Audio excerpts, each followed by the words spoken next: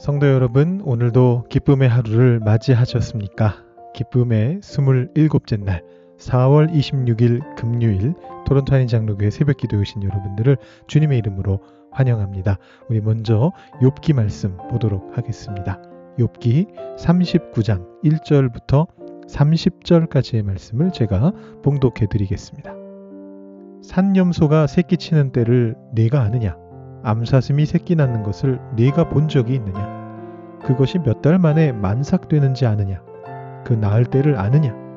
그것들은 몸을 구부리고 새끼를 낳으니 그 괴로움이 지나가고 그 새끼는 강하여져서 빈들에서 크다가 나간 후에는 다시 돌아오지 아니하느니라. 누가 들나귀를 놓아 자유롭게 하였느냐? 누가 빠른 나귀에 매인 것을 풀었느냐? 내가 들을 그것의 집으로 소금 땅을 그것이 사는 처소로 삼았느니라. 들나귀는 성읍에서 짖거리는 소리를 비웃나니 나귀치는 사람이 지르는 소리는 그것에게 들리지 아니하며 초장 언덕으로 두루 다니며 여러 가지 푸른 풀을 찾느니라. 들소가 어찌 기꺼이 너를 위하여 일하겠으며 내 외양간에 머물겠느냐? 네가 능히 줄로 매어 들소가 이랑을 갈게 하겠느냐? 그것이 어찌 골짜기에서 너를 따라 썰해를 끌겠느냐? 그것이 힘이 세다고 네가 그것을 의지하겠느냐? 네 수고를 그것에게 맡기겠느냐? 그것이 네 곡식을 집으로 실어오며 네 타작마당에 곡식 모으기를 그것에게 의탁하겠느냐? 타조는 즐거이 날개를 치나 학의 깃털과 날개 같겠느냐? 그것이 알을 땅에 버려두어 흙에서 더워지게 하고 발에 깨어질 것이나 들짐승에게 밟힐 것을 생각하지 아니하고 그 새끼에게 모질게 대함이 제 새끼가 아닌 것처럼 하며 그 고생한 것이 헛되게 될지라도 두려워하지 아니하나니 이는 하나님이 지혜를 베풀지 아니하셨고 총명을 주지 아니함이라. 그러나 그것이 몸을 떨쳐 뛰어갈 때에는 말과 그 위에 탄 자를 우습게 여기느니라. 말의 힘을 네가 주었느냐? 그 목에 흩날리는 갈기를 네가 입혔느냐? 네가 그것으로 메뚜기처럼 뛰게 하였느냐? 그 위험스러운 콧소리가 두려우니라. 그것이 골짜기에서 발굽질하고 힘있음을 기뻐하며 앞으로 나아가서 군사들을 맞되 두려움을 모르고 겁내지 아니하며 칼을 대할지라도 물러나지 아니하니 그의 머리 위에는 화살통과 빛나는 창과 투창이 번쩍이며 땅을 삼킬 듯이 맹렬히 성내며 나팔 소리에 머물러 서지 아니하고 나팔 소리가 날 때마다 힝힝 울며 멀리서 싸움 냄새를 맡고 지휘관들의 호령과 외치는 소리를 듣느니라. 매가 떠올라서 날개를 펼쳐 남쪽으로 향하는 것이 어찌 내 지혜로 말미암음이냐? 독수리가 공중에 떠서 높은 곳에 보금자리를 만드는 것이 어찌 내 명령을 따름이냐? 그것이 낭떠러지에 집을 지으며 뾰족한 바위 끝이나 험준한 데 살며 거기서 먹이를 살피나니 그 눈이 멀리 봄이며 그 새끼들도 피를 빠나니 시체가 있는 곳에는 독수리가 있느니라. 아멘. 자, 39장도 38장에서 이어지는 하나님의 답변 첫 번째 부분입니다.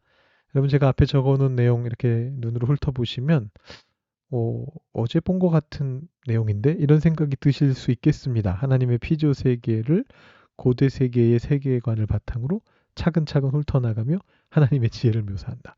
제가 토시 하나 틀리지 않고 그대로 옮겨 적었습니다.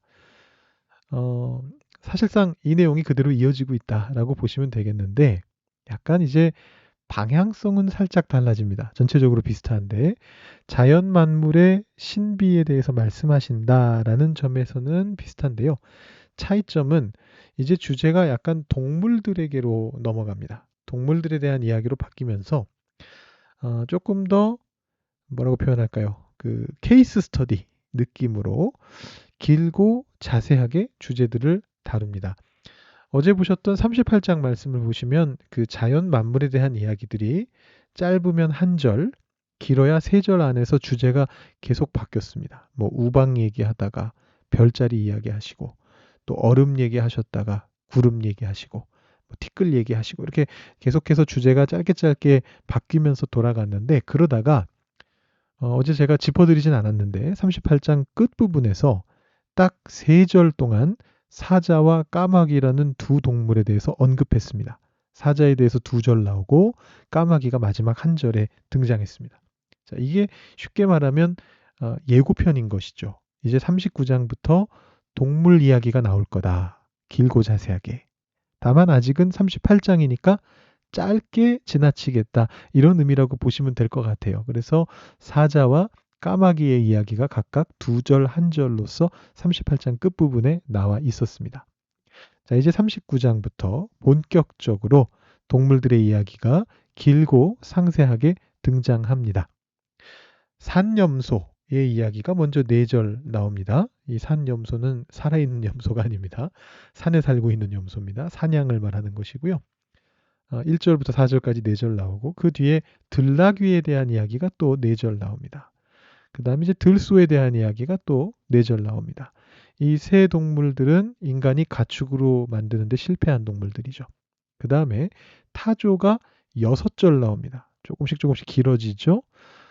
그 다음에 말이 나오는데 7절입니다. 이 말은 인간이 길들인 것 자체로도 너무 놀라운 존재다라는 식으로 이렇게 묘사가 되고 있고 그 뒤에 매하고 독수리가 5절 나오고 있습니다. 이 매하고 독수리를 따로 본다면 이제 매가 1절이고 독수리가 4절이긴 한데요.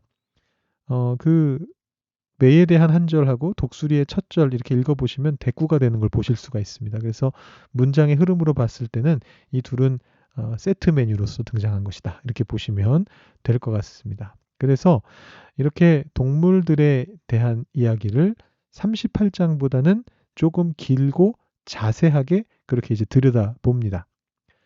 사실은 내용 자체는요, 별건 없습니다. 뭐 하나님의 말씀이니까 별게 없다고 말하긴 좀 그런데 제 말씀은 이렇게 따로 뭐 짚어드릴 만한 내용은 없어요. 같은 맥락입니다. 앞에 세 동물 사냥과 산염소, 들나귀, 들소 이 동물들은 인간들이 길들일 수 없다. 그것에 대해서 아주 해학적인 표현을 써가면서 뭐 동네에서 아무리 부른들 들나귀가 너한테 가겠느냐 뭐 이런 식의 해학적인 표현을 쓰면서 이야기하고 있고 그 뒤에는 타조, 말 그리고 매와 독수리 인간이 이해하기 굉장히 어려운 동물들에 대해서 추가적으로 이야기를 하고 있는 거죠. 38장과 같은 관점이고 같은 흐름입니다. 고대시대의 세계관 그대로 반영돼 있고요. 사실은 과학적으로 따지자면 조금 틀린 이야기들도 또 있습니다. 뭐 대표적으로 타조에 대한 이야기는 나중에 한번 읽어보시면 아실 텐데 타조의 생활 습성을 조금 오해한 상태로 글이 적혀 있습니다. 뭐 오해했다기보다 당시의 뷰죠. 당시의 관점인데 타조가 알을 땅에 두고 흙으로 살짝 덮어뒀다가 천적이 이제 습격해 오면 그 알을 내버려 두고 후다닥 달아난단 말입니다. 근데 이거를 이제 14절, 16절 말씀 쭉 보시면 새끼를 모질게 대하는 것이다. 이렇게 이제 표현을 하는데 오늘날에는 이제 동물학자들이 연구해 본 결과로는 덩치가 큰 자신이 정신 사납게 이렇게 움직여가지고 천적의 주의를 자기에게로 끌려고 하는 행동으로 그래서 알을 보호하려고 하는 그런 행동으로 오늘날에는 이해가 되고 있습니다.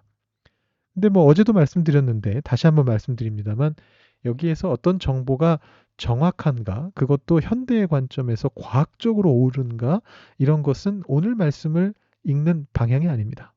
중요한 것은 사람들은 절대로 이해할 수 없는 자연의 신비가 있는데 그것이 하나님에 의해서 이루어지고 있다. 하나님은 그 자연 위에 계신 분이다. 이것을 깨달아야 한다는 것이죠. 오늘 본문을 뭐 세부적으로 들여다볼 필요까지는 없을 것 같고요. 어제 워낙 배경 설명을 제가 길게 했기 때문에 오늘은 조금 짧게 이 정도로 배경 설명 마치고요. 여러분들께서 직접 말씀 들여다보시면서 묵상해 보시면 좋을 것 같습니다.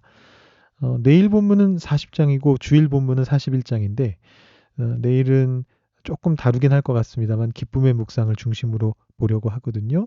그리고 주일에는 새벽 기도가 없기 때문에 40장 말씀, 41장 말씀은 여러분들이 직접 묵상해 보시면 좋을 것 같고 전에 말씀드린 것처럼 하나님의 이 두 번째 답변 40장과 41장은 자연을 넘어선 신화적인 존재들 베헤못이라든가 리워야단이라든가 이런 이야기들을 하면서 하나님이 자연보다 더 위대하시다라는 것을 더 강화하고 있다.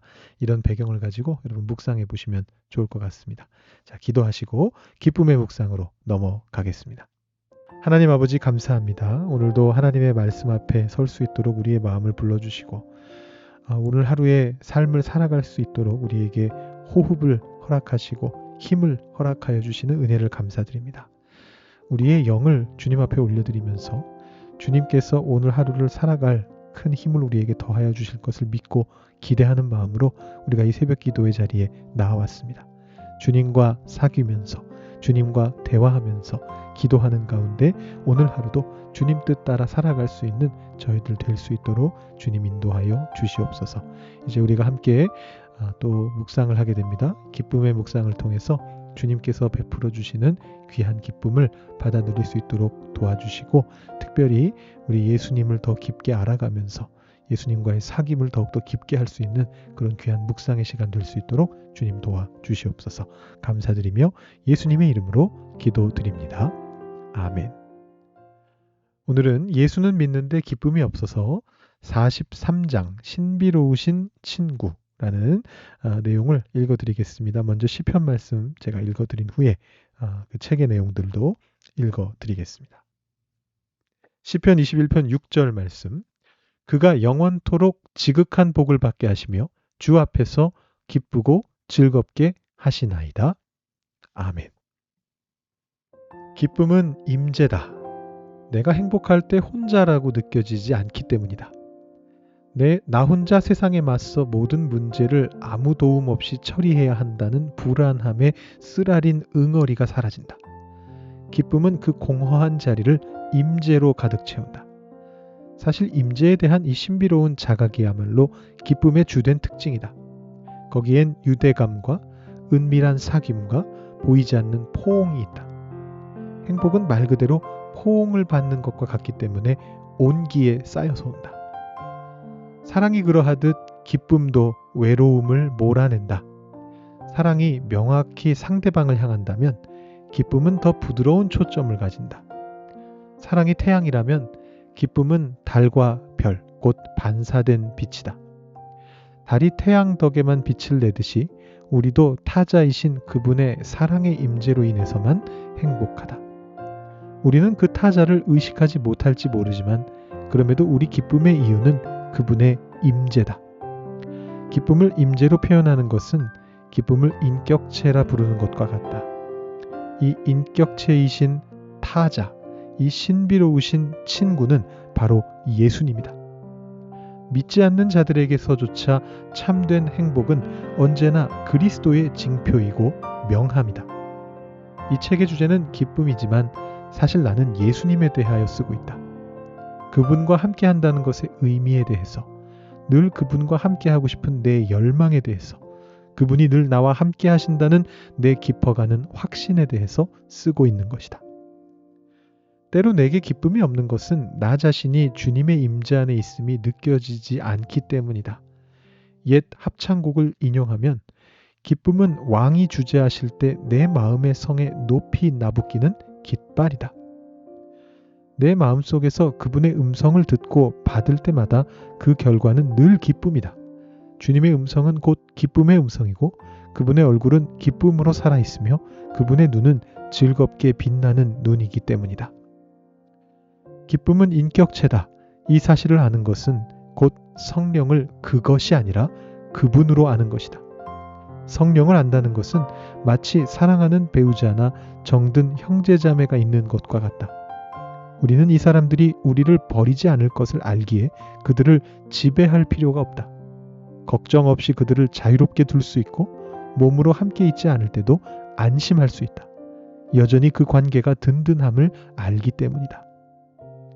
한 번은 아내가 내게 기념일 카드를 주었는데 겉에는 내게는 행복해지는데 필요한 모든 것이 있어요 라고 쓰여 있었고 안에는 당신이 있으니까요 라고 쓰여 있었다.